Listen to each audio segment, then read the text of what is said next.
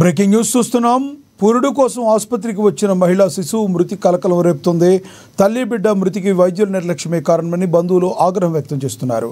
ఈ మేరకు పోలీసులు ఫిర్యాదు చేశారు. సంగారెడ్డికి చెందిన అరుణ కాన్పు చేయించుకోవడం కోసం కేపీహెచ్బీ కాలనీ 4వ ఫేజ్లో నివాసం ఉండే తల్లిదండ్రుల ఇంటికి వచ్చింది.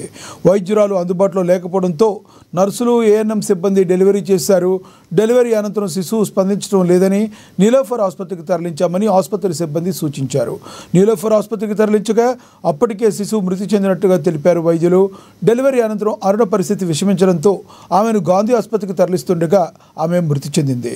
పిహెచ్సి సెంటర్ వైద్యుల నిర్లక్ష్యం వల్లనే చనిపోయారంటూ బంధువులు తీవ్ర ఆరోపణలు, ఆందోళనలు చేపట్టారు.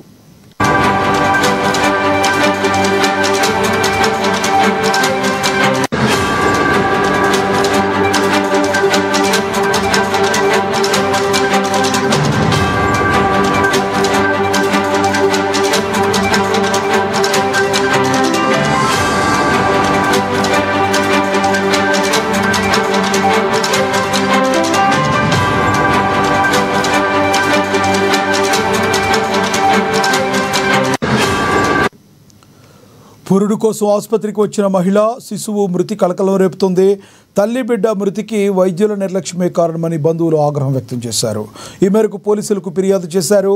సంగారెడ్డికి చెందిన అరుణ కాన్పు చేయించుకోవడం కోసం కేపీహెచ్బీ కాలనీ 4వ ఫేజ్లో నివాసం ఉండే తల్లిదండ్రుల ఇంటికి వచ్చింది. వైద్యురాలు అందుబాటులో లేకపోవడంతో నర్సులు, ఏఎన్ఎం సిబ్బంది డెలివరీ చేశారు.